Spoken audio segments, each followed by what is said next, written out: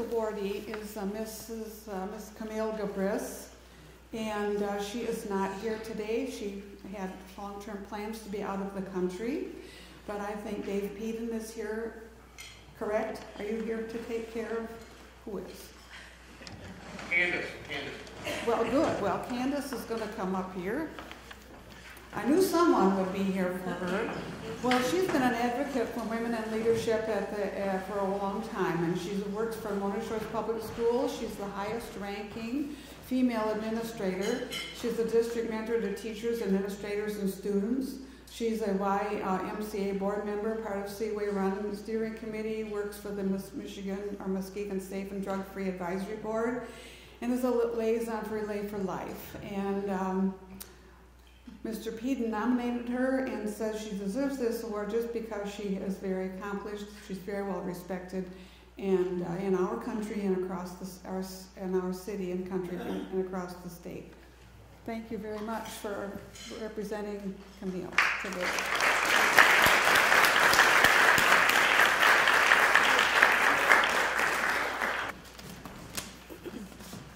Normally when somebody steps in like this, they're saying something like, Camille could not be here this evening to accept her award because she's on location for her next film. But as you now know, she's on vacation, and a well-deserved vacation. Her comments are, Dear Women Club members, Women of Accomplishment Award recipients, and guests, I am honored to be one of the 8 women receiving the Women of Accomplishment Award for 2012. I wish I could have personally attended this event, in particular as I would like to meet the other 7 women. I feel privileged to be considered in their caliber of leadership. Leadership doesn't happen alone. Collaboration and support are key to any leader's accomplishments. I want to thank my superintendent, Dave Peden, for his constant support and for nominating me for this award. I also want to thank our board president, Candace Boysen, for her support and that of our school board.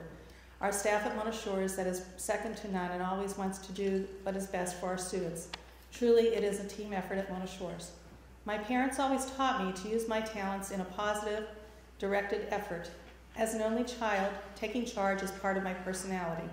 I have tried to use my leadership skills in a positive manner and enjoy the opportunities I have had in my school system, my church, and the greater community. It is exciting to be part of the 1 in 21 Education Committee and help the children in our county work toward better healthful habits. I have tried to lead by example, and I'm proud that my daughter will soon graduate from MSU in dietetics/nutrition. My son just ran a half marathon, and my husband has even taken up running. I am humbled and honored to receive this award. Thank you, and all my best to my fellow recipients. Kind regards, Camille Gabris.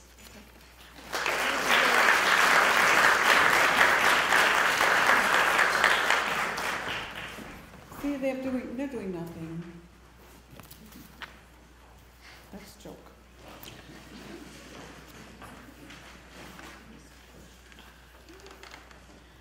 Let me see.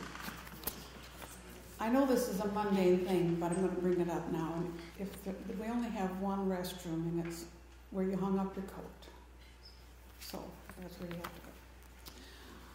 The next recipient is Shirley Franks.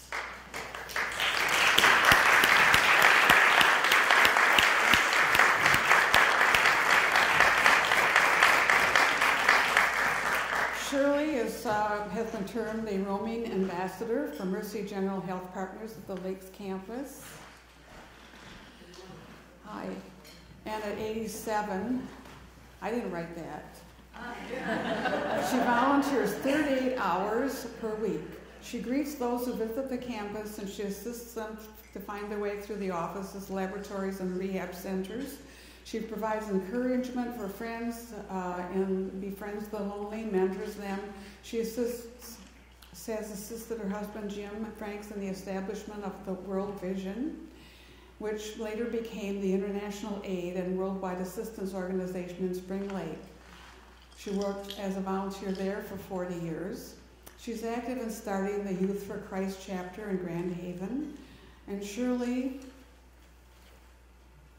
and Jim started the Sunday night worship on the waterfront called WOW in Grand Haven, which still exists today.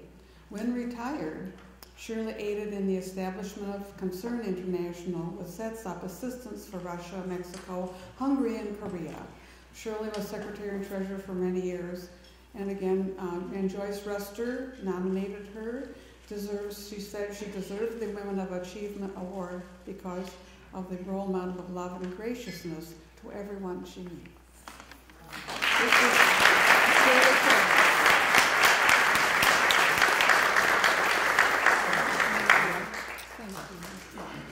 Good morning. Isn't this a wonderful occasion?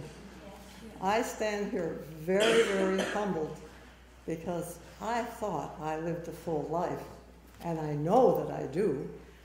But you know, after all of these years, at 82, all of a sudden, things sort of stopped. And no, not really stopped, but God's little plan for our work was work through World Vision, International Aid, Concern, and then all of a sudden, I was 82 and not computer literate. And so I decided we better pray for somebody to take our place at Concern International Aid. And the Lord answered that. All suddenly I didn't have to write checks, I didn't have to receipt, I didn't have to go to the bank or the post office. But I did have to go to the doctor for an annual physical. And when I went to the lakes, I saw an empty desk. My daughter Nancy was with me, and I said, Nancy, I can do that. Well, to make a long story short, I went through the process that they do for volunteers at Hackley Hospital, and I helped the chaplain at the Hackley Hospital for a few years, and they disbanded that program. And so instead of just 2 or 3 days or mornings a week at the lakes, I could go full time. And you know, I was really, really thrilled about that. And I became more thrilled and more blessed, and my heart got more fuller every day I was there. When I met wonderful people coming in that door, I could say good morning, hello, I greeted them, and they hug and they kiss and they appreciate me. And you know what? By 8:15 every morning, I've already had 3 kisses from somebody outside of my family. And we're huggers and kissers kids, aren't we? Many of my children are here today. Anyway, it's amazing how many people need an extra hand. Oh, I must tell you, once I saved a life. Even, you know, about 3 years ago, I saved a life. God does wonderful things. He had me look out of the window when a man came up, and I thought, he's either very drunk or very sick. And something, well, I know it was the Lord, said, get that wheelchair. And I got that wheelchair under that man so fast, these old legs just about, well, anyway, I can depend on him when I need him.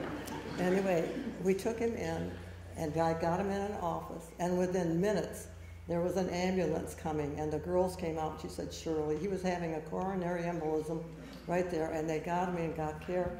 And that dear man comes back every few months to thank me. He brings his wife on occasion. That's the biggest thing I did like that. I wouldn't want to have to do that every day, believe me.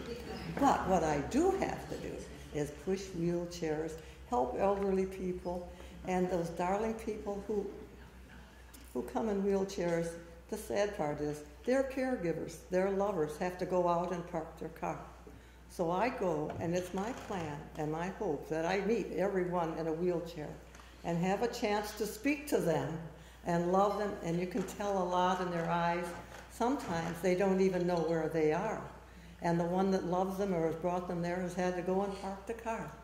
So I can comfort them and talk to them and give them a little hug or a little prayer if that's what they need, and sometimes they do.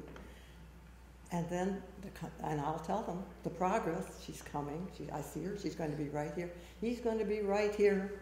And sometimes modes of transportation are paid for, and they're come and they're brought, you know, and just dropped off. And it's my privilege to push those wheelchairs and talk to those people until they're through at the doctors, and the people come and collect them and take them back to their residence.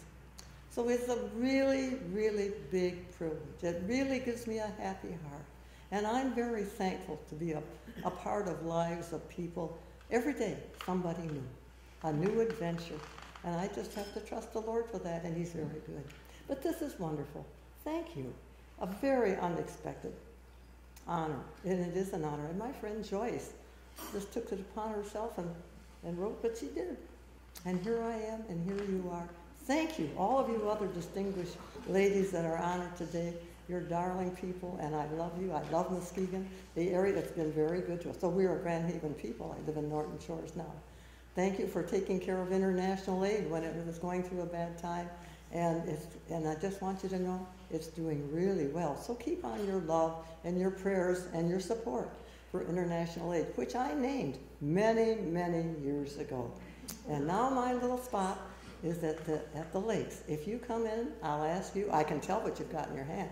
If you have to go to the lab, and I can tell, I'll say, just right over there, that short hall on the left, the door is on the right. Please sign your name on the clipboard on the desk. God bless you all. Thank you.